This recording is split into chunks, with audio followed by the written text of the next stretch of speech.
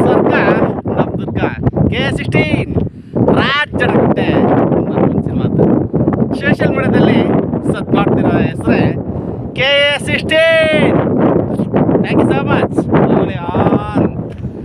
ಜಾತಿ ಅಡ್ಡ ಬಂತು, ಪ್ರೀತಿಸ್ತವಳು ಸಿಗಲಿಲ್ಲ ಅಂತೇಳಿ ಆತ್ಮಹತ್ಯೆಗೆ ಶರಣಾದ ಮಗನ ಮುಂದೆ ಆ ಎತ್ತ ಕರಳು ರೋಧಿಸುತ್ತಾ ಕಣ್ಣೀರಿಡುತ್ತಾ ಮಗ ಮಗ ನನಗಿನ ಜಾಸ್ತಿ ಪ್ರೀತಿ ಮಾಡ್ತಿದ್ಲೇನ ಅವಳು, ಮಗ ಮಗ ನನಗಿನ ಜಾಸ್ತಿ ಪ್ರೀತಿ ಮಾಡ್ತಿದ್ಲೇನಂತ ಅಳ್ತಿದ್ಲು, ಗೋಗರಿತಾ ಇದ್ಲು.